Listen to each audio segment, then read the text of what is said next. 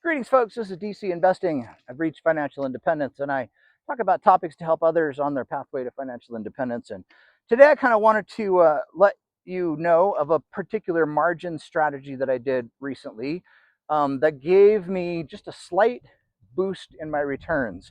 And so, just to let you know that you can use margin for creative ways, I thought I'd let you know what I did. So, I learned recently that Fidelity, which is the system that I am using for the bulk of my funds, has a premium money market fund that charges or that pays just a little bit more than their normal money market fund. And so I was interested in it. So just so you know, Fidelity lets you keep all of your core account cash in a money market. The ticker for that is SPAXX.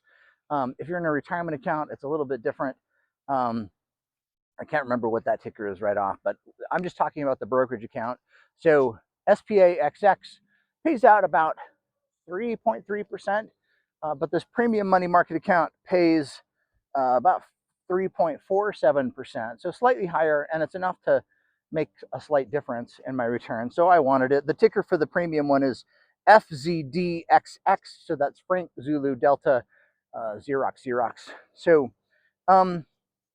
So what did I do with this margin strategy? Well, I have both a cash account with Fidelity and a margin account with Fidelity. And the reason why I have a cash account is because I have some master limited partnerships that pay return of capital.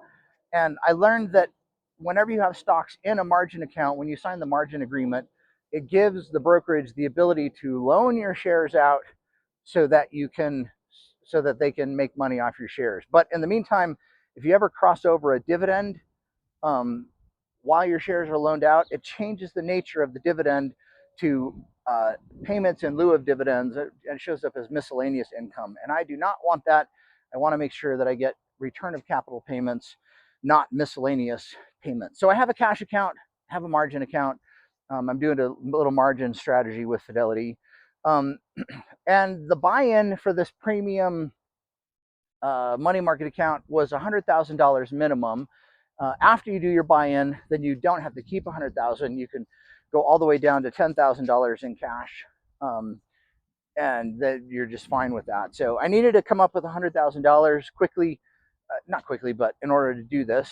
And so the strategy that I did with my margin account is I took one of the stocks, the master limited partnerships that I had. It was like 100 grand worth of shares, moved them over to my margin account, and in the course of about 2 days, the fund settled, and that increased my margin borrowing ability to the point that I could then transfer cash out of the margin account to the cash account. So I did that. I transferred about $36,000 from the margin account on borrowing to the cash account.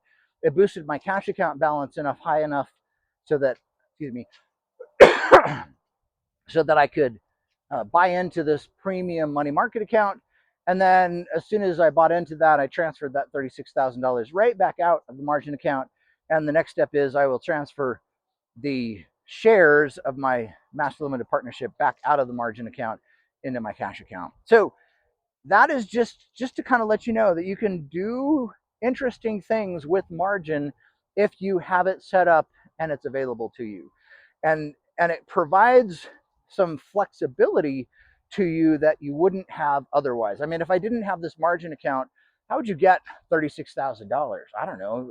I have some other brokerage accounts. I could transfer some cash from them over here, or wait for my dividends to kind of come in. And I don't know, you could borrow money on a car or a HELOC on your house, or take a personal loan or something. But all of those are expensive forms of money, whereas my margin rate at Fidelity that I negotiated with is 5.35%.